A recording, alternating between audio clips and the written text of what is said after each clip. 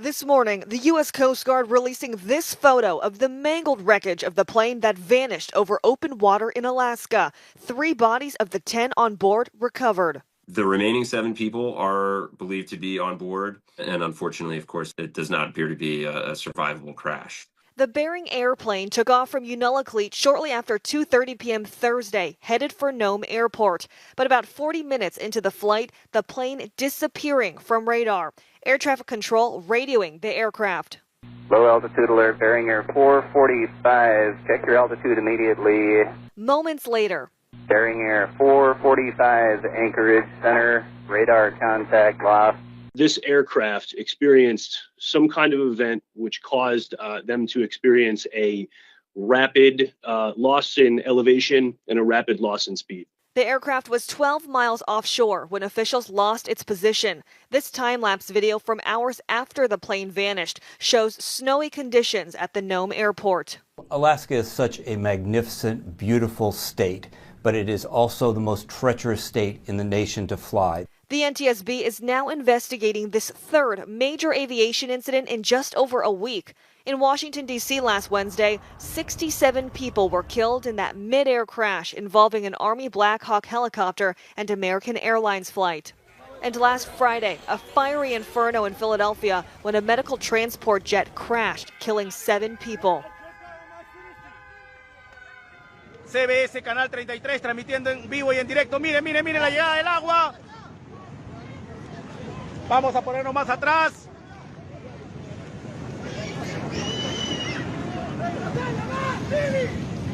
Miren la cantidad de agua.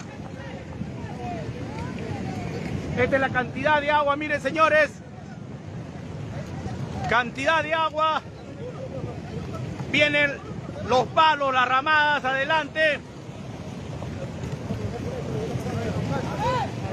CBS Canal 33 transmitiendo en vivo y en directo.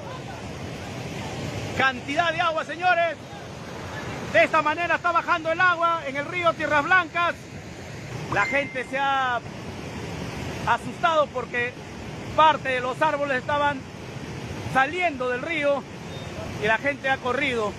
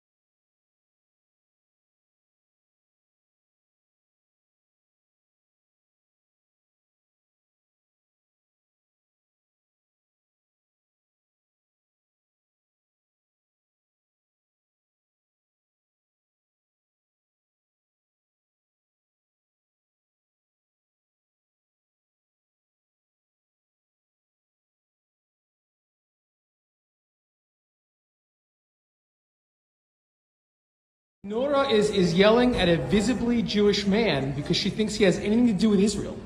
What's the purpose? What's the purpose of this? What's the purpose of this? Why are you accosting this man? I'm sorry, I don't want to get you on film. Is it because you're just an anti-Semite? Did I miss something? Have you wronged this woman in any way? Other than the fact that you're a Jew? I'm a Jew also. What are you going to do to me? Jew. The Jew? Wait, hold on, wait. Here's my chai, and here's my... Say that, bitch. Say that, bitch. I don't like you in that way. You called me, are you pausing it and redoing it? No, are you editing? Don't touch my... Hey, don't touch. I'll touch it if I want. No, you won't. No, you won't. Nora, you just assaulted me in my own lobby. Oh, so Here, go for it. She's kicking me now. Yes, I am. Yeah, you're kicking? Yeah. Come assault me, Nora. What do you think? You don't think the Jews are strong, Nora? No, I think you're fake. We're all fake? Yeah. Yeah, okay, Nora. You messed with the wrong Jew today. You mess with the wrong Jew today, Nora. What am I? I'm going to do nothing. I'm going to act like a civilized human being, like I am. And I'm going to film you and show the world what an animal you are. Actually, you're not even an animal. Animals actually have purpose in their actions. You just are a hateful bigot. Let's go! 他们有猪跟舌头。哎呦！本来想说前面应该第一关就会被刷掉，结果没想到可能上台就激发那个叫什么？激发那个肾上激素。对，但是因为我想说我数学很差，都不合格，所以我本来想说第二局就直接会被淘汰。对，结果没想到，就很幸运。对，谢谢。手了 ，Oh my God， 11号已经举手了。91。我们今天来参加那个街舞大赛，然后就是想说，可以来这边玩，然后享受那种很浪漫的氛围这样子。然后我们也真的玩得很开心，但是输给了数学。对，觉得很好玩，然后有2个人一起挑战、一起闯关的感觉。对，互相合作。对，合作。默契很好。对。Developing tonight, a major change coming to the world of performing arts in the district. Here's a live look tonight at the Kennedy Center. President Donald Trump announced that he is gutting the existing board of trustees at the Kennedy Center and appointing himself as the chairman. Mr. Trump made the announcement on his social media site. He wrote in part, "At my direction, we are going to make the Kennedy Center in Washington, D.C. great again. I have decided to immediately terminate multiple individuals from the board of trustees, including the chairman, who do not share our vision for a golden age in arts and culture." Mr. Trump said he would soon announce a new board with himself as chairman. He did not say which board members he plans to terminate, but we do know that D.C. native philanthropist and billionaire David Rubenstein is the board's current chairman. He was set to hold that position through 2026. Mr. Trump also indicated he would be making changes to programming at the Kennedy Center. He said he would put an end to events featuring performers in drag. The Kennedy Center released a statement tonight that said it is aware of the president's post, but has not received any official communications from the White House. It is also aware that some members of the board have received termination notices from the administration. The center said this would be the first time such action has been taken with the board. Of course, this is a story we will be following closely here on News. President William Ruto has urged all armed forces in Eastern Democratic Republic of Congo to cease hostilities as regional leaders met in Tanzania for a peace summit. The summit brings together the 8 countries of the East African Community and the 16-member South African Development Community, or SADC. Apart from Ruto, the presidents of Somalia, Uganda, Zambia and Zimbabwe were among those present at the summit. We stand together to call on all parties to actualize the ceasefire, and specifically on the M23 to hold further advancement and the armed forces of DRC to cease all retaliatory measures. Rwandan President Paul Kagame also joined the talks in Tanzania along with his Congolese counterpart Felix Tshisekedi. Kagame is accused by Congo, the United Nations and other Western partners of arming and supporting the rebels.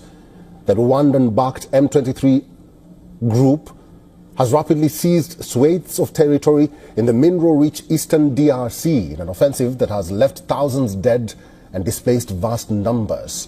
In other developments, Congolese protesters marched towards the embassy of Rwanda in Washington to protest against Rwanda's support to the M23 armed group that has carried out attacks in the DRC.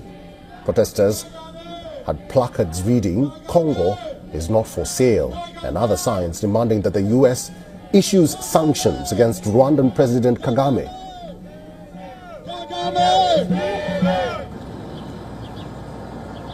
That's why we came here in Rwanda embassy to tell them that what they are doing is not right. So we're trying to remind the world that this aggression is the last one.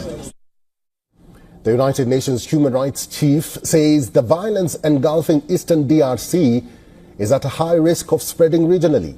warning that the worst may yet to come.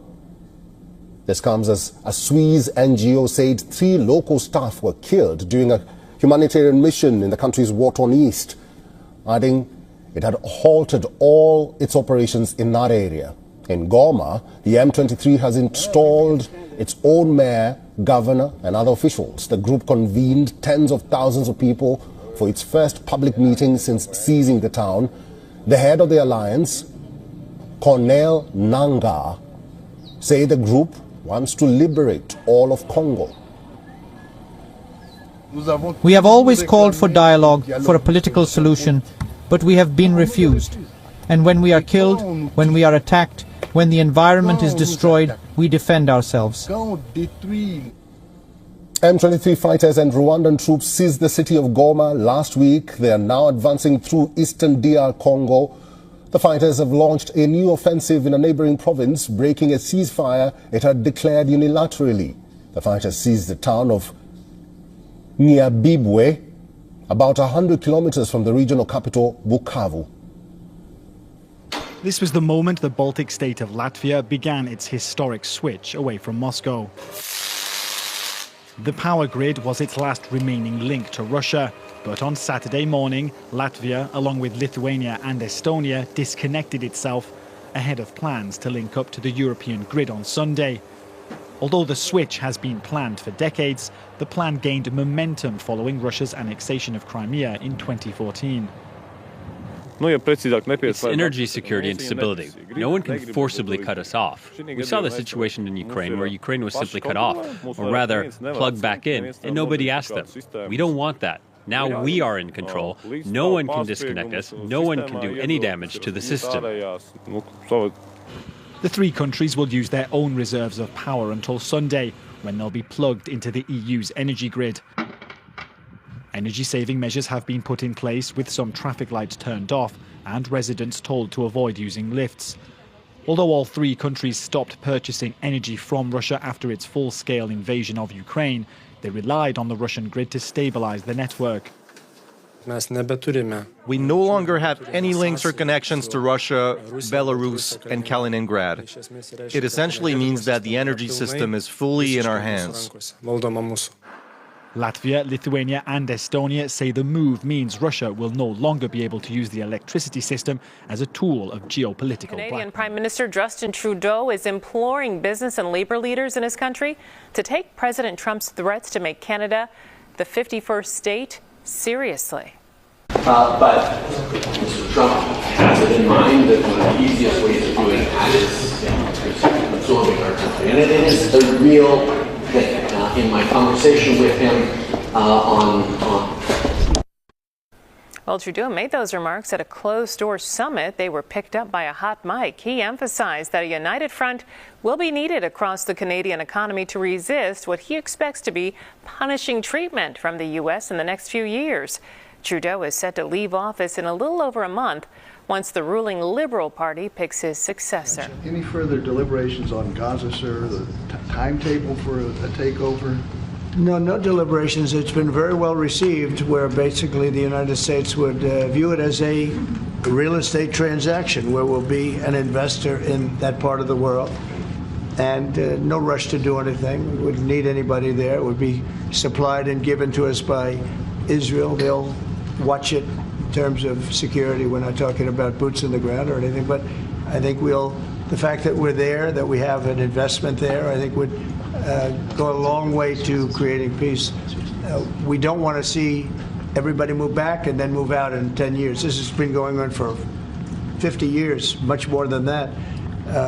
We just want to see stability. That would be having us have that particular piece in that particular location, I think would show great stability and would lead to great stability in the area for very little money, very little price, and we wouldn't need soldiers at all. That will be taken care of by others.